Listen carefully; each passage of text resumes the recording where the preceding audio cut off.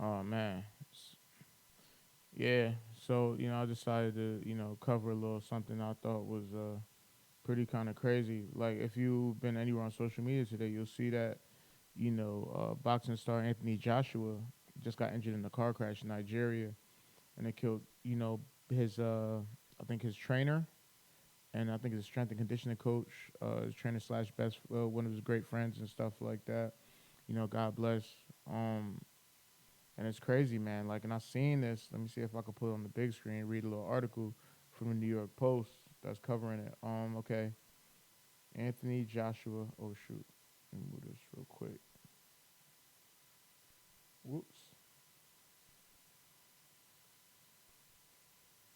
Okay, Anthony Joshua injured in car crash that kills two in Nigeria a week after his fight with Jake Paul.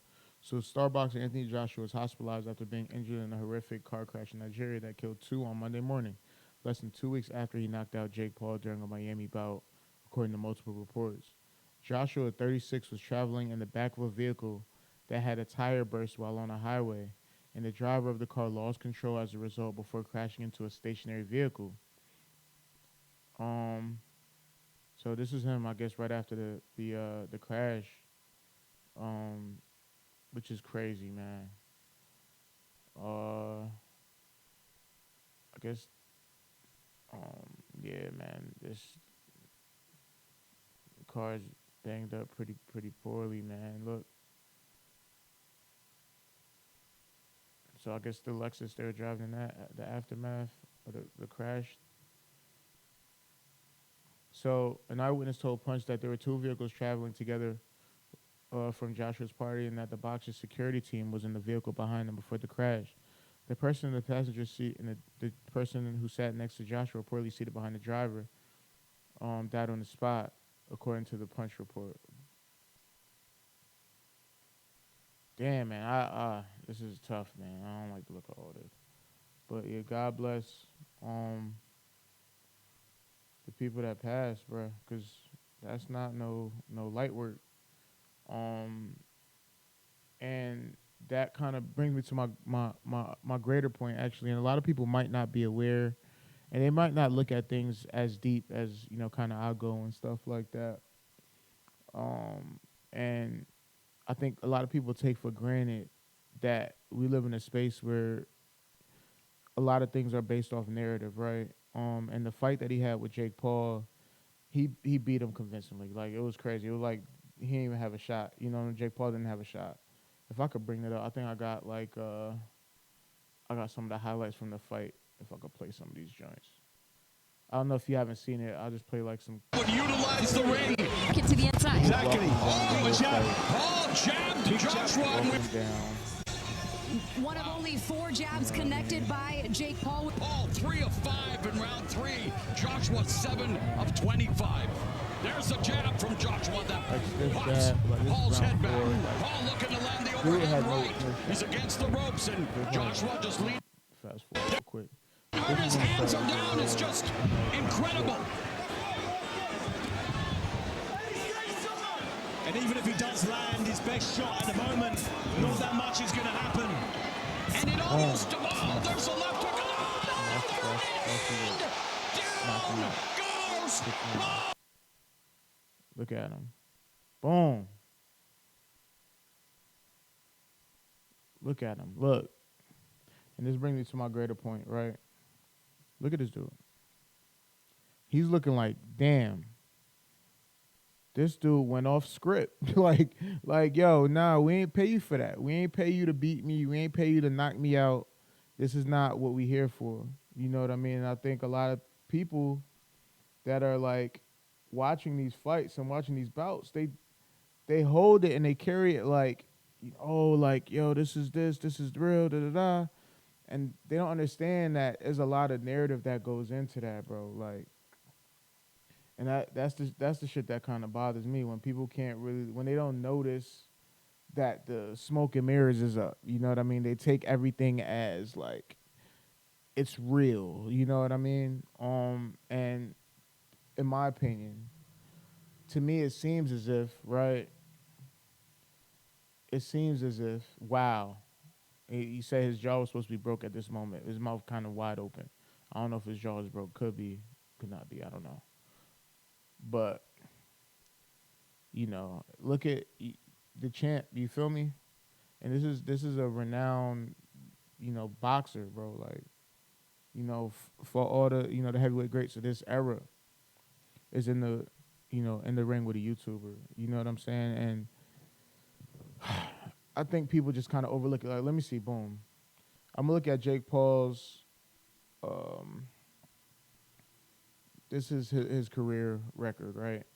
So I think his first fight was against this YouTuber. Then he fought Nate Robinson. He knocked Nate Robinson out. You know what I mean? I think that was pretty clear. Then Ben Askren, MMA guy, he knocked him out. Then he fought Tyron Woodley, which was a split decision. And Tyron Woodley, MMA great. And he fought Tyron Woodley again. And he knocked him out. He beat Anderson Silva, unanimous decision. And at this point, if you don't know Anderson Silva, he's probably one of the best fighters of all time. Anderson Silva, I got to put on the big screen. Anderson Silva is probably my favorite MMA fighter of all time. And he beat him unanimous decision, right? Then Tommy Fury beat him. Then Nate Diaz. He beat Nate Diaz, another beast in MMA. Andre August, Ryan Borland, Mike Perry, Mike Tyson. He beat Mike Tyson in a decision. And then Julio Cesar Chavez, another, decision. I'm gonna be real. Jake Paul not nice like that to be beating some of the greats that dedicated their whole life to these, boxing and the martial arts and stuff like that. And I think people get so enamored with the story that they start to craft narratives around it. So they'll be like, oh, look, yeah, he fought Mike Tyson. Mike Tyson was old. Like, Mike Tyson couldn't do it no more, and this and the third. Like, bro, are you serious? Like, come on. Like, everybody's getting paid, and this is how everything keeps running. Like, he had 2 fights in 2025, 3 fights in 2024, 3 fights in 2023, 1 fight in 2022. Like, he's more active than 3 fights in 2021. Like, he's more active than a regular boxer. You know what I'm saying? And I think people take for granted that, it's a show and it's entertainment. But that brings me to my next point, man. It's a lot of money being moved around. A lot of money and resources for these bouts. You know what I mean? And if we have a contract and you sign on the dotted line that, listen, 6 round, you're either gonna go down or it's gonna go 8, and the decision's gonna it's gonna be a unanimous decision or a split decision, where Jake Paul comes out on top, and you nonchalantly kind of just mosey and do this, and you don't play it into the show, you don't do the kayfabe.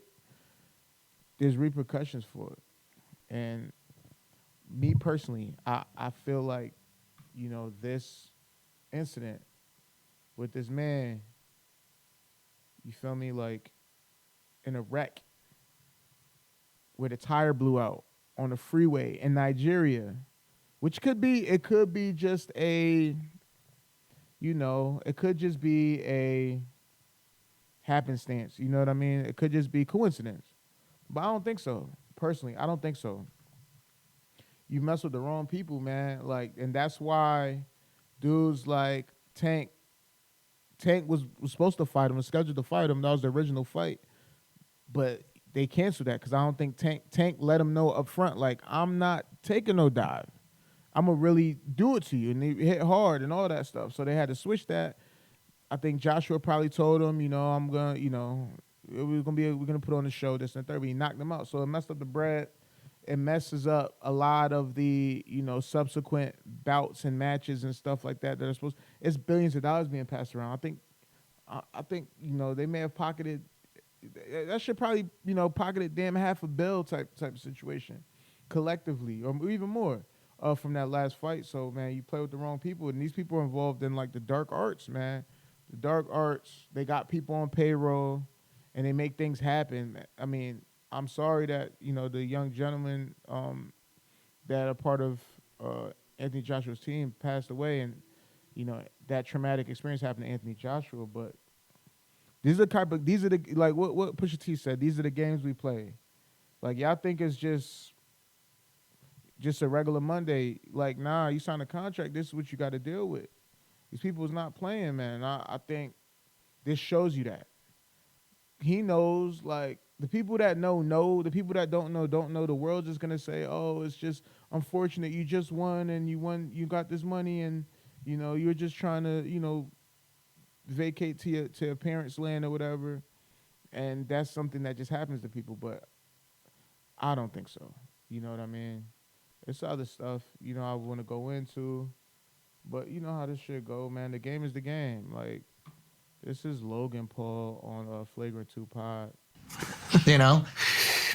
I feel like the gun consequences in New York are pretty serious. They are pretty serious. Yeah, it's fairly severe. I just had to slice that. What the fuck was that? Why are you slicing him, bro? Open, bro. Was it Illuminati? Was he Once he starts throwing up the rock, I had to slice it open. You hate the Illuminati. Dude, because sound of freedom, bro. Sound of freedom, dude. Do you know what I mean? So if you don't know, he's throwing up little hand signals for, little secret societies and whatnot, showing his allegiance. Sound of freedom, bro. There's sex trafficking all Andrew Schultz kept slicing it. over the world, bro. Nah, he didn't check in, so you If you don't know, you see somebody doing these signals and you don't know, and it is what it is. But it happens all over the time. Like you see artists do shit on stage, or people show their allegiance. There's a lot of things happening behind the scenes or in front of you. You just don't know what you're looking at. So it takes a keen eye to understand what people are doing or what people are signaling.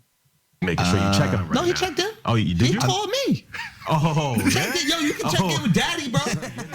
You know what I'm saying? If you check in with me, everything's gonna be good. Yeah, Until the motherfucker you didn't check in with comes through.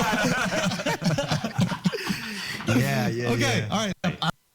But yeah, it's a lot, man. I feel bad for dude, but I'm happy he survived. But hey, man, look, whoever got the next fight, I bet you, old boy ain't gonna lose. It's a fact, you know what I mean. I know Floyd fought Logan, but for sure Floyd wasn't going out like that. It's in the contract, man, the bylaws. So if you don't abide by the contract, man, things happen to you, bro. And this thing is smoke and mirrors. It's not real, and I can't emphasize it more. Like there's repercussions to these things that we sign up for, that we give our attention to. And like, come on, bro, big African giant dude, you know what I mean? In great shape, I guess fighting against YouTuber Pilgrim, homie, you know what I'm saying? Like, y'all can't feel empowered and feeling like y'all about to take over the structure and all that. Like, nah, we're not doing that. We'll pay you, but you can't be having people feeling inspired to feel like they could go and take over the world and do that and the third. So we got to let you know, we got to send a message, and that's what, to me, that's what that was.